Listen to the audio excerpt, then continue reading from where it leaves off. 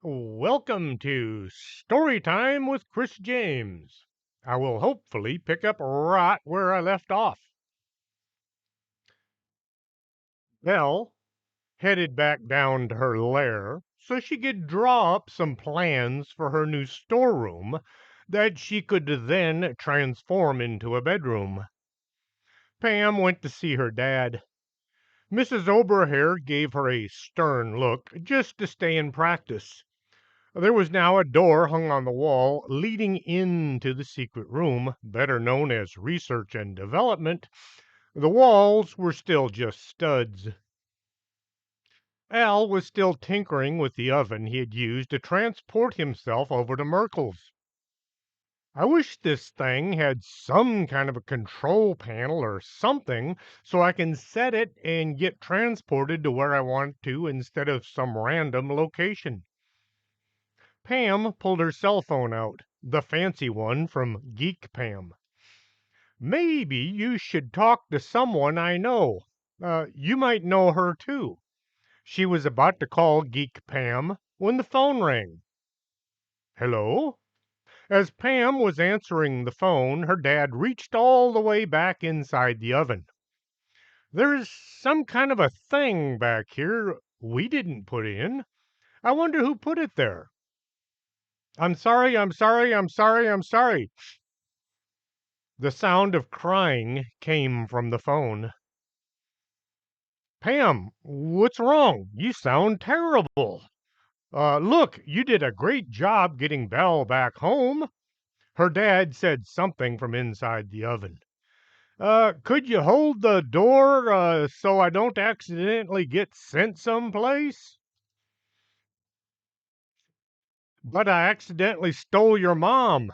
Geek Pam sounded at the end of her rope. You did what? The oven door slammed shut. Pam now knew why Paula wasn't at home. "Oh, that's okay. Just send her back when you're done with her." She opened the oven door. What did you say?" The oven was empty. But I dismantled the control unit." Oh. Pam needed to sit down. Somehow she'd managed to lose both her parents twice in just a couple of days. Okay, her mom hadn't actually been missing so much as just not there. At least she knew where her mom was now, just not at her home or her same dimension. At least she was in good hands.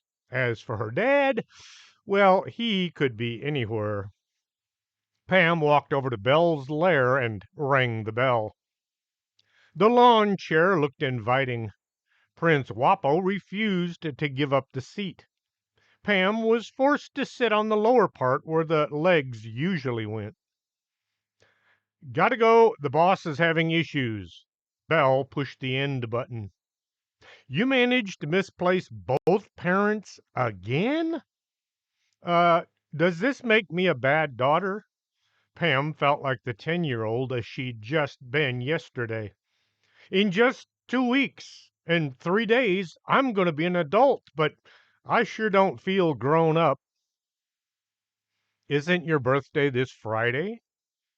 No. Well, maybe. I'm not sure. Pam kept thinking about it, but was convinced she still had a couple of weeks to go. I need to find Dad. If only Hortense or Dolores were here. What about that guy, Bill? He can find things as long as he can see a picture of it, or them. Belle thought the guy was nuts, but just maybe he could help her friend. The sun was already down, and Bill wasn't at the house. At the office. Pam called him from the parking lot and got him busy looking for her dad. She sent Bill a picture so he could focus, but he was having difficulty all the same.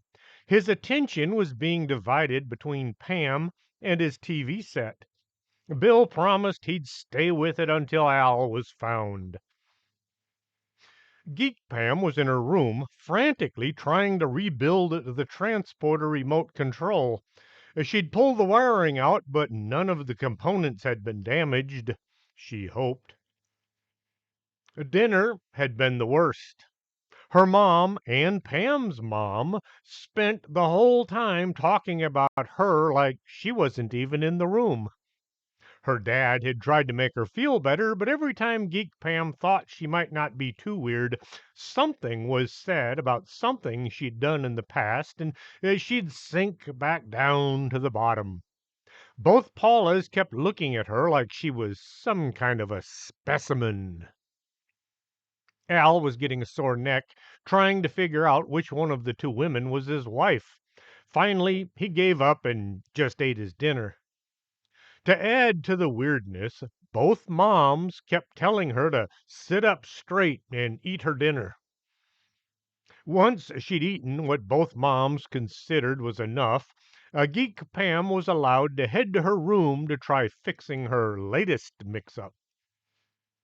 After several hours of hard thinking and soldering, there was a knock at the door. "Come in." Paula stuck her head in the door. "How's it going? Do you think you'll be able to fix that thing?"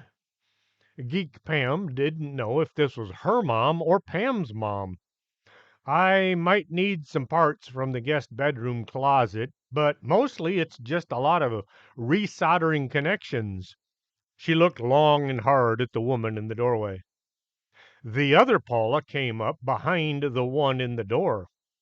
"I thought you might need a cup of coffee." She set the cup on the desk. "Try not to stay up too late. It's a school night." Geek Pam had a thought. "Only if one of y'all doesn't want to see your family ever again. I could go to bed right now." It was already well past 11 p.m.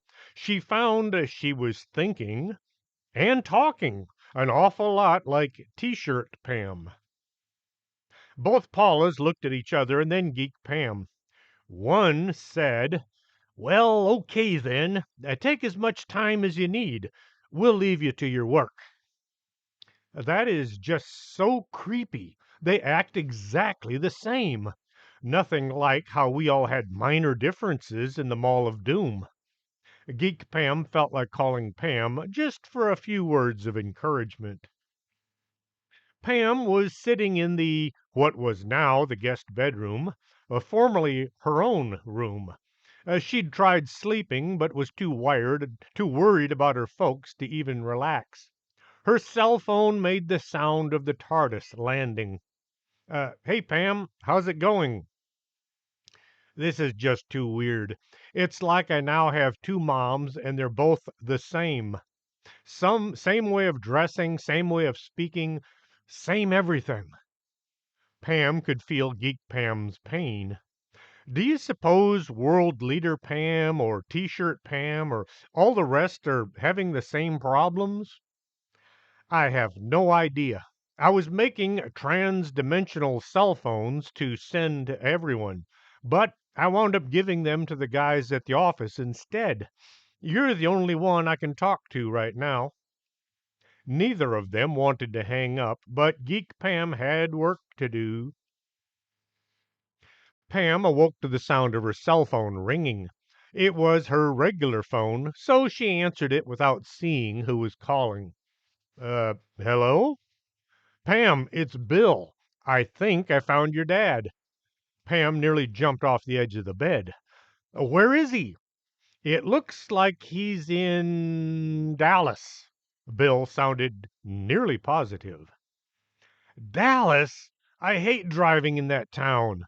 Pam looked at her clock. It was 3:17 a.m. "Can you give me an address?" "No address, but it looks like he's in the basement of a huge hotel with a round globe on top that lights up at night. It's lit up right now." Pam wondered for just a second why her dad hadn't called, and then she remembered his cell phone was sitting on the table in his secret lab. "Thanks, Bill. I owe you a big thanks." Bill felt like jumping up and down. This was the first time he was able to actually break a big case, all on his own. Pam loaded up her pickup with coffee and road snacks and water and one of her dad's pistols. That went under the driver's seat. She really didn't like driving in Dallas, and driving there at night was probably going to be a lot worse. She was on the road by 3:45. Yeah, well, with any luck, I'll miss the morning traffic. As Pam was approaching the edge of town, she saw a guy hitchhiking. He had on a hockey mask and he was carrying a chainsaw. Oh, this is going to be a weird trip. Coffee was consumed. Snacks were eaten. She listened to some super scary podcasts to make sure the possibility of falling asleep was a non starter. It was a 2 hour drive, but she was able to make it in 1 hour and 50 minutes. As the enormous city was coming into view, Pam was hoping the hotel she needed would be on the east side of town. Up ahead, she could see a huge round ball all lit up in the sky over the city. It looked like it was right in the middle of the mess that was that too big of a town. As Pam passed from Stonewall into Dallas, her knuckles were already white. Her full attention was on the insanity coming up in front of her and on either side. The traffic was already in full swing. Cars were zipping by on both sides, even though she was in the right hand lane. A bus got right on her back bumper and put its brights on. As Pam was coming up on the exit for downtown, the 18-wheeler on her left side decided he needed to be in her lane. He began to move over. Pam tried to slow down, but the bus got so close that the lights disappeared behind her tailgate. Pam had to fight to not close her eyes as she quickly pulled to the right. The 18-wheeler missed her by inches, and she found herself and her pickup exiting to the downtown. At the bottom of the exit ramp was a red light. Pam came to a stop and searched the horizon for that huge glowing orb. It was lost behind all the other lights and buildings. The GPS was showing it was recalculating her destination based on her current location, which she hadn't bothered to enter since she had no idea where she was going in the first place when she left home. As soon as the light turned green, the cars behind her all began honking. Pam went straight ahead, hoping to somehow find the hotel she needed as well as her dad. This was about the time she began to wonder just how she was going to find him, even once she found the hotel, if she ever found it, that was. As Pam was halfway across an intersection, a bunch of people came walking out right in front of her. Fearing she was about to commit multiple vehicular homicides, Pam turned left without so much as any forethought. Oh man, I'm heading the wrong way, I think. Pam tried to figure out how many turns she'd made in which direction. Nope, not a clue. Pam just kept going the direction she was heading. The GPS said it was still recalculating. As she drove through the downtown, Pam kept trying to see up and down any cross streets, trying to spot that huge round bunch of lights. She kept trying to think about how George had handled the traffic when he'd driven through town without a care in the world. All the honking and cursing was behind her, so she pretended it didn't really matter. Up ahead, Pam saw a highway was coming up. She hoped she wouldn't have to get on it because she had no idea which one it was or where it might take her. She was so intent on not hitting any of the cars and buses flying past her, she suddenly found herself passing through Dealey Plaza. Wasn't I here just a few months ago? Nothing looked familiar. It had been daytime the last time she was here. A cab got on her right side and then tried to merge right where she was driving. Pam hit the gas and went under the freeway. She looked around, trying to see where she was. There, to her left, was a huge hotel with a huge round ball lit up on its roof. She took the next left, trying to get back to where the hotel was. The next several streets were all one ways, all going the wrong direction. Who puts three one-way streets all going the same direction, one after another? Pam found a street going the right way, which was actually to the left. She turned and was now driving straight at the hotel. She was so intent on getting to the huge building, she almost ran over some man. He was an older man, and he looked as if he was having a worse day than her. Pam stopped just long enough to apologize. Then she recognized him. "Dad, am I glad to see you!" Al was so surprised to see his daughter that he had no idea where he was yet. He jumped into the passenger seat, and Pam got going so the dozen or so angry drivers behind her, who were all honking, could also get going. She had no idea where they were going, but she had found her dad somehow in all of this mess. "I guess you didn't hear me when I asked you to hold the oven door. When I heard it slam, I realized it was not the brightest thing for me to do. Maybe all this transporter stuff should be shelved until I can figure out how it works." Al was looking around the interior of Pam's truck. "Did you get your truck detailed?" "I'm sorry, I was talking to Pam, and she was telling me that Mom was now with her, and Al gave his kid a long, hard look. "Are you hallucinating, or do you need some sleep?" "Geek Pam, the other me from another dimension, the one I told you about at the airport.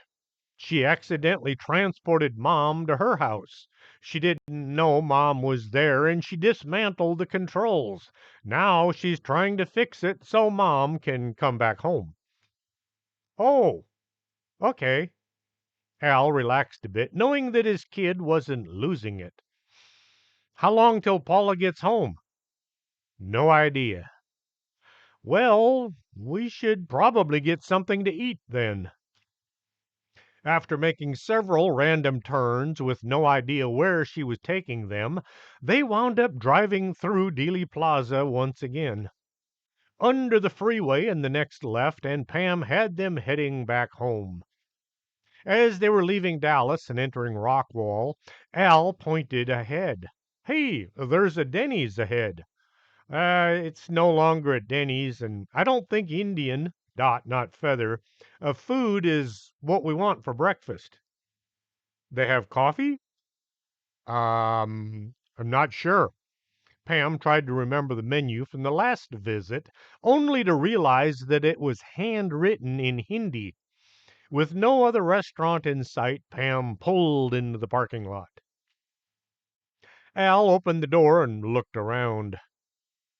They need that British guy, the restaurant rescue guy, the dude with all the muscles. They need that guy." Pam glanced at her dad. "You realized you said guy 3 times in one sentence?" I guess I'm a bit tired." The host greeted them. "Welcome to you to this fine eating establishment. You will be dining at the Mahatma Karni. Please to take any seat in the house." The dining room was empty, so they sat at a window where they could look out at Pam's truck. "How did you wind up in Dallas?" "I'm not sure. When I opened the door at the oven, I found myself in an industrial oven we had designed last year. I got out and I thought maybe I was in some military base, but when I found the exit, I was in the basement of some hotel." He looked at the menu. "As soon as I started walking down the street, you were there." Al looked up at the waiter. He had been the host just a few minutes ago. "Uh, what do you recommend?" The Namkin Savoyan is particularly good this week. It was good last week as well. We'll have two of those and coffee. When the food arrived, it turned out to be noodles and stir fried vegetables with peanuts and sauce. I guess they don't have pancakes here. Al had already finished his coffee and ordered a lot more. Sharma tells me they have some really good coffee back home. She ordered some for Mr. Techno, but it hasn't arrived yet, and I hope it's not ghost coffee. With breakfast on the inside, along with a lot of coffee, they got headed back home. It was 8 o'clock, and Pam was once more late for school. Geek Pam awoke still sitting at her desk, the soldering iron in one hand. She set it back in its holder and then looked at her clock. Oh man, I have to get ready for school. She ran to the bathroom to do all the brushing and combing needed to look halfway normal. She checked her school uniform to be sure it was on right side out and in the proper direction. Clumping down the stairs, she found both her moms, well, her mom and Pam's mom, were both in the kitchen. "Oh dear, you look exhausted. You should stay home and get some sleep." The other Paula said, "You need to be in class. Your grades are great, but missing school this close to graduation could possibly hurt your final score." Paula looked at her other self. "She has good grades?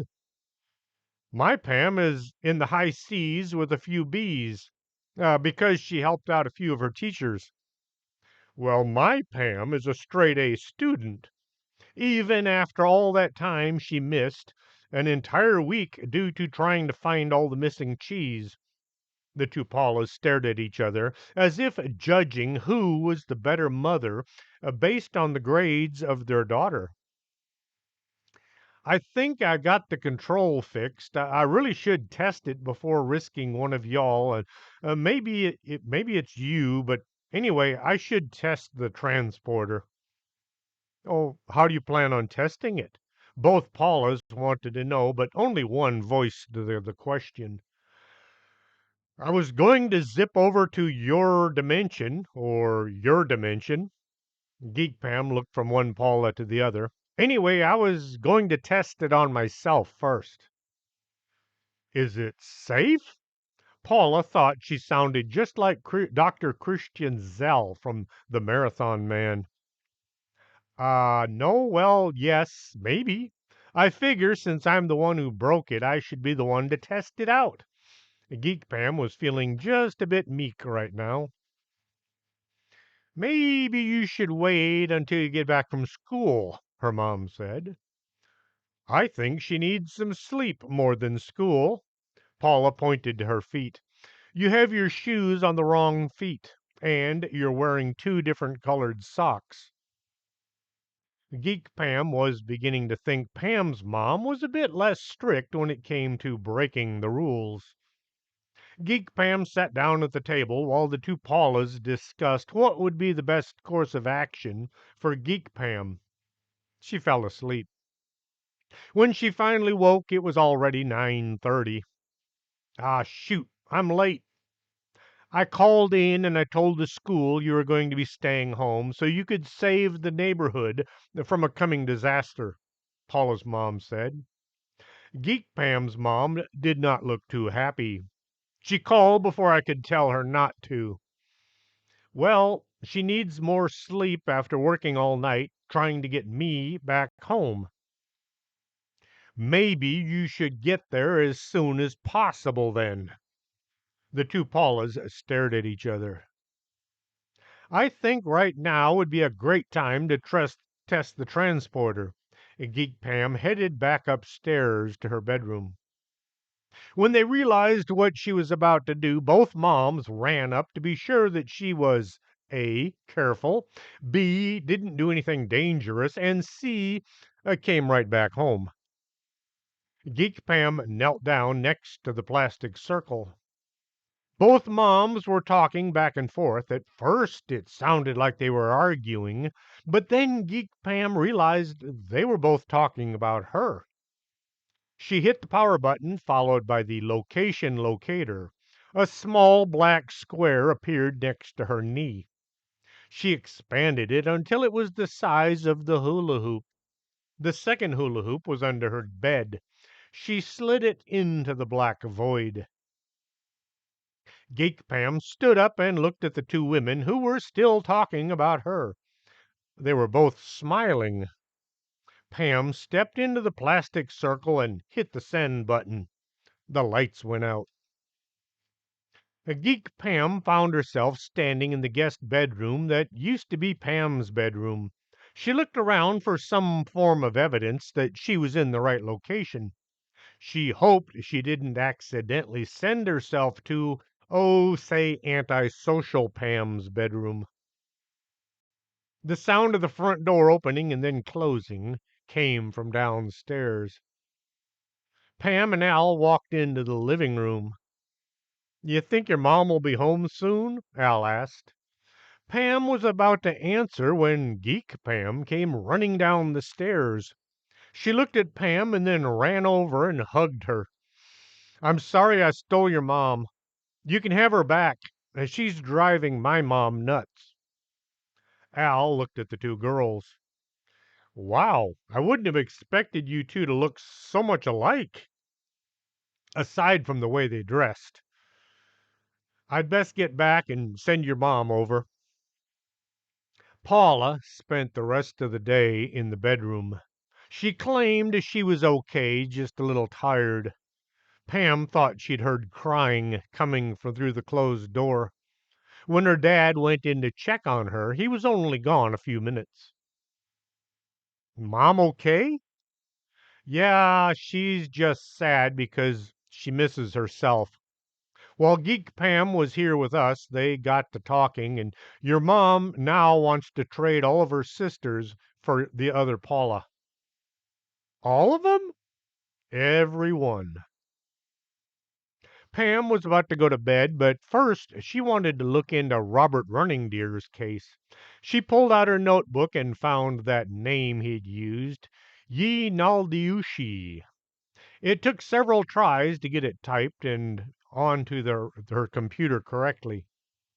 "Okay, Skinwalker, everything you need to know." She began to read. Chapter 8. The Big Day. Pam woke up in the darkness. Something had pulled her from a deep sleep where she was dreaming about being a little kid again. She took a quick look under the covers to be sure that she was still herself. She reached over and got her cell phone. It said it was 3:33 a.m. on a Friday. Friday? Pam thought about what this day was supposed to be. Let's see, I'll be 18 in 2 weeks. Do I have homework? A test? Maybe a field trip? I forgot to get Mom to sign the permission slip. That's it. She thought about trying to get back to sleep, but found that she was now wide awake. There were no messages in her inbox. Pam decided to just get up and see how the world looked outside the window. The street was dark, but she could see a huge animal, maybe a dog, sitting across the street. It looked like this animal was staring right at her. Pam looked at it, looking back at her. "That's no dog. It's the coyote." Her eyes locked onto his. Pam suddenly had an overpowering urge to go outside. It was like a magnet was pulling her to the front door. She turned from the window and walked over to the door to her room. Without thinking, Pam went down the stairs. Her feet moved as if being controlled by someone else. At the bottom of the stairs, she turned and walked towards the front door. She wanted to be there with the coyote no matter what. Something black came out of the darkness and slammed into her. It was more like she walked into something black, nearly knocking it over. Pam bounced over to one side. Ah, don't shoot me. I'm not really here. You're dreaming or something. Belle tried to use her invisibility spell that still didn't seem to work. Pam just stood there, not moving. It felt like someone was inside her head, pulling words from her mouth. She whispered, "Please, come in." Al woke to the sound of someone yelling. He rolled out of bed and went to see what was going on. Carefully opening the bedroom door, he looked out towards the front. He had a very brief thought that maybe he should have grabbed a weapon first. "Belle, what are you doing here?" Belle looked at the front door, wishing that she could just run away. I must have done something wrong." She looked at Pam as if she might help. Pam just stood there, not saying or doing anything. Paula heard all the commotion as well. She had grabbed a huge pistol from her bedside table and went on the hunt. Seeing Belle and Pam, she quickly hid the weapon behind her back. What's going on, and why are you all up at some ungodly hour?" Paula looked at Belle and then her daughter. "Pam, are you okay?" Pam just stood there staring at the front door. All eyes were now on her. Al tried snapping his fingers next to her ear. Paula tried shaking her by the arm. Belle hoped she wasn't to blame for this weirdness. Pam was still dreaming about running through the streets. She felt as if she were running on all fours, like a dog or maybe a coyote. She looked down at her body. Nope, not a coyote or any kind of an animal. She looked up at all the people standing around her. Um, howdy? Paula went to the kitchen to get the coffee going. Al sat at the dining room table. Belle still wanted to leave, but she wasn't too sure how to excuse herself. Pam was now wearing one of her mom's housecoats, looking at her dad, then at Belle. "I was in bed, and then I wasn't. I have no idea what happened." Al thought just maybe some form of witchcraft could be involved. "Belle, you know you're always welcome in our home, but could you not use magic to do so?" Belle decided to plead her case. "I couldn't sleep, so I thought I would try mixing up a potion. That's when I realized I'd left my book here." She pointed to the book sitting on the edge of the table. "I tried a magic incantation that would transport it from here to there." She looked around the table. "I said the words and I waved my hand in the air, and instead of my book coming to me, I came to it." Al looked from one to the other and then back. "Was Pam already at the front door when you arrived?" "Yeah, I practically appeared right next to her." Al looked at Pam. Now it was Pam's turn to want to run out the door. As coffee cups were filled and emptied, everyone was silent. Belle wanted to say, "None of this is my fault," but she chose to keep her mouth shut instead. Paula finally said, "You said you were dreaming about being an animal. Did you see or feel anything before you woke by the door?" Pam thought hard. "I thought I looked out the window and I think I saw a coyote sitting on the curb across the street." "You know," all eyes turned on Belle, as I was realizing I was accidentally in your home, just before Pam bumped into me, I thought I felt some really powerful magic coming through the door from across the street." Everybody looked at the front door as if it might attack at any minute. "Ooh, ooh, ooh, ooh! I know what it is." Belle relished being the one to break the case, even if it wasn't really any kind of a case, more like just a question. "It's the Skinwalker." Al looked at her. "You mean the ranch?" "No, no, the creature." Pam was looking into a Skinwalker for some Indian guy. Feather, not Dot. And she must have attracted its attention. Paula was mortified. "Oh, no. No, no, no, no, no. Not another monster trying to harm my kid, even if she is an adult now." Pam gave her mom a look. "I still have 2 weeks to go before my birthday." "Pam, dear, this is your birthday today." Belle had to add, "It's actually the anniversary of the date of her birth." Then she added, "Happy birthday, just the same." Pam was insistent. "No, I still have 2 weeks to go." Paula was trying to convince her one and only offspring it was, in fact, her birthday. She had an aha moment. "When we were trying to get you back into your teenage body, I may have thought about you from 2 weeks earlier. You were so tired all week, so I focused on the time before that." Al chimed in with, "You're living 2 weeks in the past."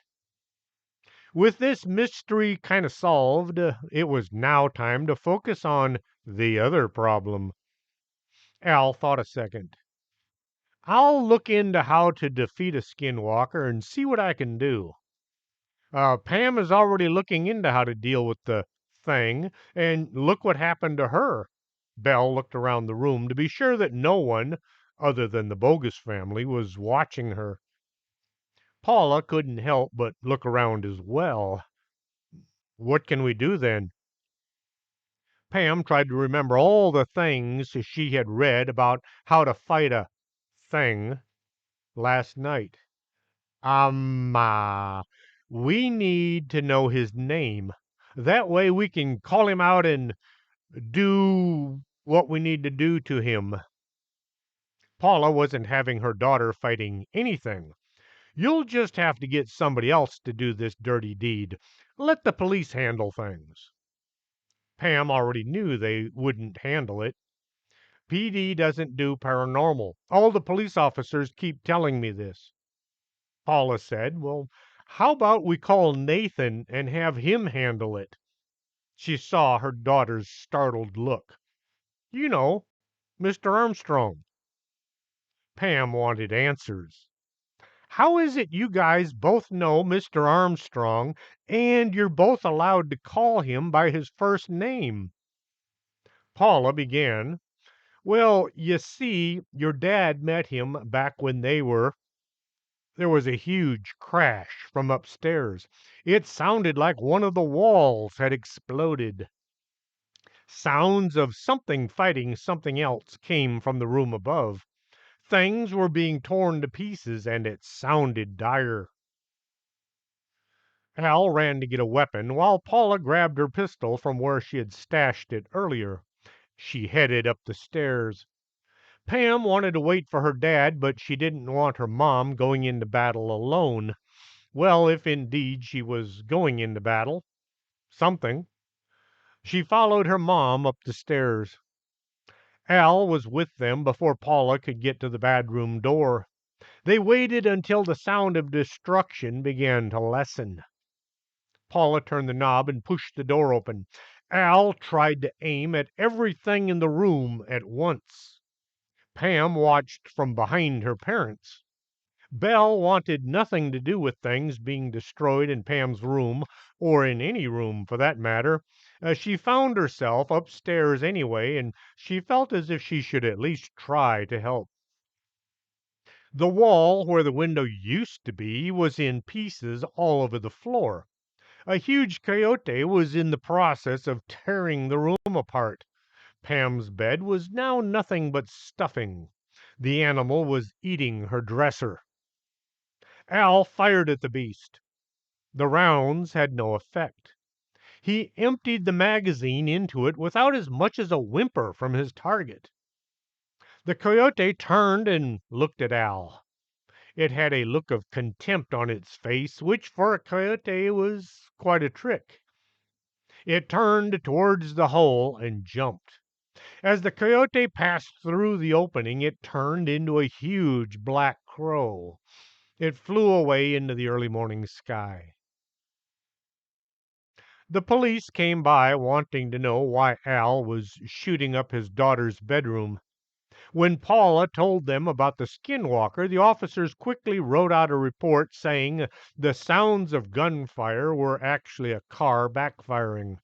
The hole in the wall was simply ignored, and they left immediately afterwards. Al surveyed the damage. How could that thing do so much damage in such a short time? Pam answered him. It said that thing was extremely fast and powerful. Pam looked at her closet. The door was split right down the middle. Everything that had been in it was now scattered about the floor in pieces. Pam looked down at the dressing gown that she was wearing. I don't have anything to wear to school today. Al said, I think you should stay home until we can find this thing and kill it. Pam sorted through her wardrobe, setting anything still wearable in one pile. Everything else went in the trash. She had her winter coat, one pair of high heels, and her swimming suit. Paula had gone through the room looking for salvageable items. She found that weird cell phone from Geek Pam. She found Pam's purse and her pickup keys. That thing was really mad at you. It ate your cell phone. She pushed the bed frame out through the hole in the wall. Belle didn't want anything to do with the wreckage, but she also felt compelled to help out. She helped sort through Pam's closet and helped throw the bigger things out through the hole. Pam looked at the wall by her dresser. There were no bullet holes. None at all. She looked at what was left of the dresser. Still no holes. Man, Dad must have hit that thing with every round. Al had gone to the builder's supply to get something to close the house up. He was going to look into some burglar bars, but Pam told him the thing could just come through any kind of defenses as a small animal. Pam had a thought. Last night I left my window open. I wonder why that thing tore a hole through the wall. There was now a hole big enough to put several windows in. She remembered something she had read. The thing can only enter your home if you invite it in. I didn't invite anything in, did I? So that's why you said that. Belle looked at Pam. After I appeared next to you, you whispered, please come in. I thought you were talking to me.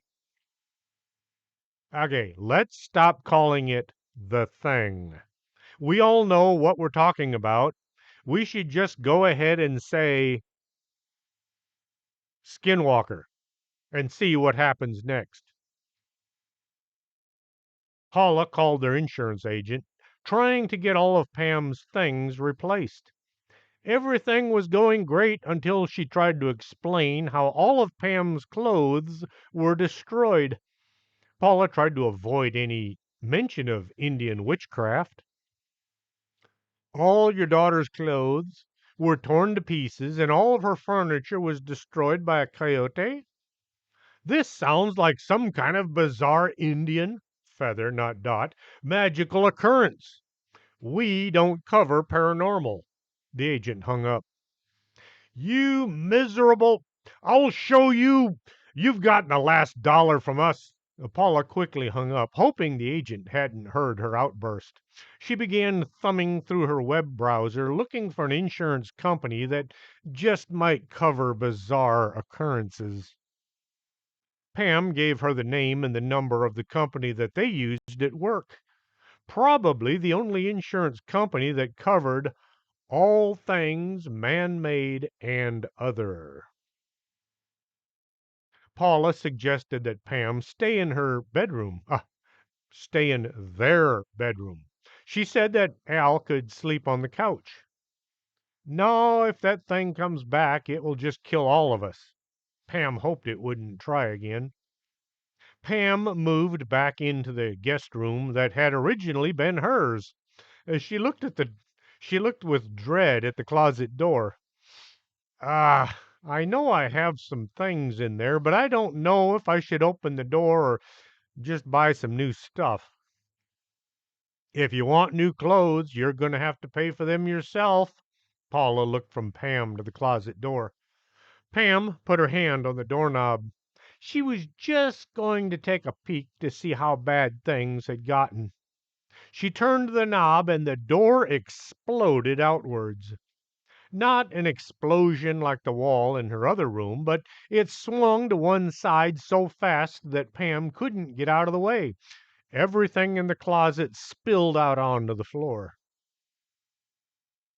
Between the three of them, they managed to sort through the pile.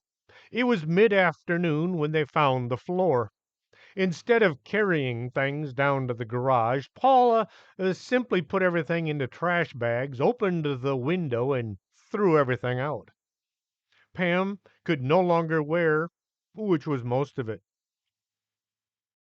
Pam needed to replace all of her school things. The coyote had focused a lot of attention on school uniforms and shoes. Paula refused to allow her kid out of her sight. Pam drove and Paula sat on the passenger side, admiring her pickup. I can't believe Donna gave you this truck. It looks like somebody did a few $1,000s worth of rebuild on it. Pam was still trying to not think about how the truck now looked brand new. After dropping Belle off at the office, they went to Markle's to see about her school uniforms. Pam found a shopping cart with three wheels that worked and one that was just along for the ride. She could have picked out all of her own clothes, but Paula was there and could not play mother. You really should get 9 or 10 uniforms. The way you destroy your clothes, you might not last to the end of the year. It's only 2 months. Then what am I going to do with them? You can save them for Sarah or give them to the church for their next clothing drive. Pam and Paula compromised and she bought 6 uniforms. As Pam was driving back home, she heard a siren behind her. Paula looked back and said, play dumb. Don't admit to anything until they show you proof of what you did. Deny anything you can and try to make counter accusations. Pam pulled over, but noticed the police officer turned his overheads off as soon as he stopped. Pamela Bogus? He didn't even look at the driver's license or the insurance card that she was holding. Would you follow me? Lieutenant Slot wants to talk to you. The officer pulled ahead and Pam began to follow. Paula looked from the police vehicle to Pam. Does this happen often? About once a week or so. Pam stayed within a few car lengths of the city unit. The officer led them over to the south side of town. He pulled over next to a ditch surrounded with yellow police tape. As soon as Pam stopped, the officer put on his lights and sped away. Lieutenant Mark Slot was standing next to a body. As Pam got closer, she could see it was another goat. This one is just like the last one. No blood, small puncture wound. Any questions? Detective Slot already had his hand in the air when Paula asked, do you make it a habit of dumping all your unusual crimes on my daughter? PD doesn't do paranormal. He whistled and he did that wind it up maneuver. The yellow crime scene tape vanished into the trunks of cars and officers began making their getaway. The lieutenant was trapped by Paula. If you're going to pass on these cases to my daughter, the least you can do is pay her for her time." Pam was embarrassed. She whispered, "Mom, I'm not authorized to put folks on the payroll, only make them guests of the county." "Then we must be done here. Pam, get in your truck." Paula was turning towards Pam's truck when the detective said, "Okay, look, I can't put her on the as an officer, but if she'll put in a request, we might be able to make her a consultant." "Might's not good enough." Paula began walking to the truck. "We will make her a consultant. How's that?" Detective Slot kept trying to get closer to his vehicle. "Paid?" "Yes, by the case." "Thank you, officer. You may go now." Detective Slot looked like he had just avoided a huge can of worms. He was driving away before Paula could say anything else. Pam looked at the goat. "This is the same as the last time. No blood, just a small puncture wound." Paula looked down at the goat. She leaned over and grabbed a handful of goat hair and flipped it over. "You're right, not a drop of blood." She looked at Pam. "What'd you do with the last one?" "We buried it next to the parking lot at work." We can't leave this here. Pull your truck forward." Pam pulled her truck up so the tailgate was even with her mother, and Paula hoisted the goat up and into the bed of her truck. "You got a shovel?" No. Last time Barbara used an entrenching tool." "If you're going to be picking up dead animals all the time, you really should get some tools that you might need." She pulled a notebook from her purse and began making a list. Pam pulled into the dirt yard, and it looked good to see most of the Bag folks were back from wherever they had been just a few days ago. Paula had the tailgate down and was carrying the goat over to the other small grave. "Why didn't you bury it out back?"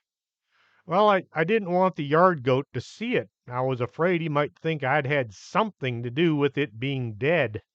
Pam waved at the ghost goat that was munching on something next to the new door. "Why'd you bury it next to the basement, anyway?" Not sure. Barbara picked the spot." Pam went inside to see if Barbara was in and if she could borrow her entrenching tool. Hildy was sitting at her desk, but there wasn't anything on it to hold her attention. It looked odd. She looked at Pam and smiled. "She's in the library." "Who's in the library?" Pam hadn't asked if Barbara was in or if she had her shovel. "Whoever you're looking for is in the library." Pam moved over to the door. She kept looking back at Hildy in case she attacked her again or something. As Pam was about to pull the door open just enough to peek in, it was pulled from her hand. "Surprise!" everybody yelled. Paula was still standing next to the dead goat. "What is taking that girl so long? All she had to do was go in and get a shovel."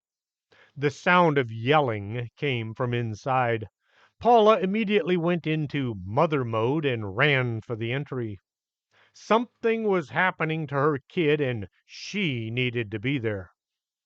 As Paula got in through the door, she saw the Bag Company folks were all standing around hugging Pam. "Oh, shoot, I forgot about the party, and I planned it." As she stood there trying to act as if she hadn't forgotten anything, Paula saw Al peeking up from the basement stairs. By the look on his face, he'd forgotten as well. The party was a huge success. Everyone was there, well, except for her aunts, who most of them did send cards, and some of them even had money in them. Ray showed up, but acted as if he didn't know why he was there, because he didn't. Sometime after midnight, well after midnight, it was nearly 2 o'clock in the morning, the gang were all gone. There were a bunch of presents on the back seat of Pam's truck. At some point during the festivities, Paula had snuck outside and buried the second goat. Pam went to her room. Paula followed her. I was just going to tuck you in. Mom, you haven't tucked me in since I was 8. I wanted to be sure your window was locked. You could just say you wanted to check to be sure the Skinwalker wasn't hiding in my room. Pam opened the door and then closed it. Wrong room. She moved over to her original bedroom and opened that door, then waited for her mom to have a look. Paula went in and pulled a bottle from her pocket. Holy water, just in case. She began spraying it liberally on the windowsill. She also sprayed some along the outside wall. If you hear anything, just yell. Paula thought a second. No, if you hear anything, jump out of bed and run. You can yell once you're downstairs. She sprayed the last of the holy water on the bedspread as well as Pam's head. Pam was so tired she thought she'd sleep until noon. She laid there waiting to go to sleep. Why is it when you're super tired it is so hard to sleep? The super cell phone made the sound of a TARDIS landing, and Pam looked at the screen. Geek Pam had sent her a message. Happy birthday. I hope you survived the Skinwalker. If not, you could see if ghosts can cross from one dimension to another. Pam sent back, Happy birthday to you too. Yes, I'm still alive, but I have no idea how to stop the Indian witch. Did he trash your room as well? Oh no, he broke into the guest room and destroyed that. I guess he thought I was using it instead of my normal room. Pam told Geek Pam all about the huge mess made out of her wardrobe, and he ate my cell phone as well. You can just plug your memory card into the advanced communications device, the one you're using, and it will work as both if you can find the card. They sent messages back and forth until Pam fell asleep. Chapter 9 Adulting. Pam woke up and looked around the room. It took a second to realize that she was now back in her bedroom, the one she had started in last year. She pulled herself from the bed and got busy with all of the pre-human things like brushing and combing and trying to find something to wear. Her closet was mostly empty. All the gifts from everyone who had sent one were stacked neatly in the closet. Last night Pam had just shoved everything in, and then Paula had sorted everything by size, weight, largest and heaviest on the bottom. She thought long and hard about it, but didn't feel anything like an adult. Just how does it feel to be an adult? She tromped downstairs to see how her folks were doing. Her dad was sitting in his recliner. He was clutching a shotgun, even though he was sound asleep. He was also fully dressed. Pam went to the kitchen. Did Dad stay up all night? No, I stayed up until 4 and then he took over. He just now fell asleep. Paula looked at her clock. You almost made it to noon. It was 10:45. Before we head to your office, we should take all those things to the church warehouse. They're having a yard sale next weekend. Al woke up just enough to say, Be careful, and headed to bed. Pam hauled the bags full of old clothes around to her pickup and loaded them into the bed. The pile was above the roof. They drove over to the church and dropped everything off with the man running the warehouse. I'll drop you off on the way to the office. No, you won't. I'm going with you.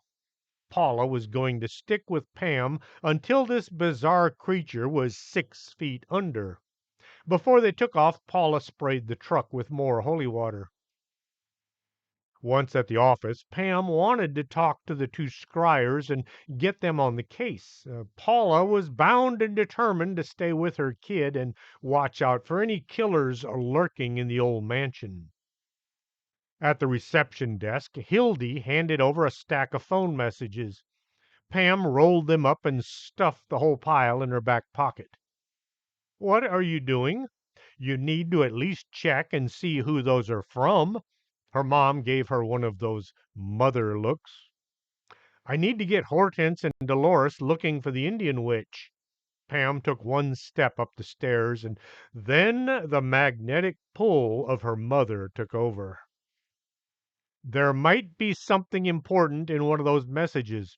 What if one of them is from somebody needing your immediate help?" Pam pulled the pile from her pocket and looked at them. She looked at Paula and then over at Hildy. Hildy tried to turn herself invisible even though she'd never had any paranormal abilities. This didn't keep her from trying. Pam took the pile and began flipping through them. When did Mom get so overprotective? She was careful to say this inside her head. "Don't you have a desk or an office somewhere?" Paula looked up and down the hallway, trying to spot some door to Pam's office. "I had an office, but it collapsed into the basement." Pam had things to do that didn't involve making phone calls. "Where do you work then, if you don't have an office?" "I have a table in the coffee shop." Pam had a sudden need for coffee. They went to the library, and Eddie filled 2 cups and handed them over. "So where is this table you use?" Pam led her mom over to the far corner. The anti-cat sign was laying on the floor. It looked like some animal had torn it to shreds. Prince Wapo was asleep in the center of the card table. He was on his back with all 4 paws in the air. Dorothy was shelving books nearby. "I'm afraid Rex did that." The prince was sitting at the coffee bar, and Rex was just staring at him. After a few minutes, Rex came over and he tore the sign down. All the school brochures had been sorted by alphabetical order. They were now occupying their own shelf next to Pam's chair. Pam set the phone notes on the table, and the prince immediately rolled over and came to rest on top of them. Paula looked at the huge cat. "You shouldn't let him treat you like that. Show him who's boss." Pam looked at the prince laying on his side. "Get off. Get off my desk. Find your own corner." The prince just rolled over once more, pushing the phone messages off onto the floor. Paula snapped her fingers. "Off now." The prince quickly moved to the edge and jumped to the floor. He walked away as if he were able he would have run. He only stopped long enough to give Paula a dirty look. Pam got all the phone messages from the floor back onto the table, and she flipped rapidly through them. "You're not reading any of those. Go back and see who called. It might be important." Paula sat in the folding chair and surveyed her surroundings. And with that, I am going to pause right here, and don't be distressed. I will be back soon with another episode of The Bag Company Unhappy Birthday. Till next time, this is Chris James for Story Time.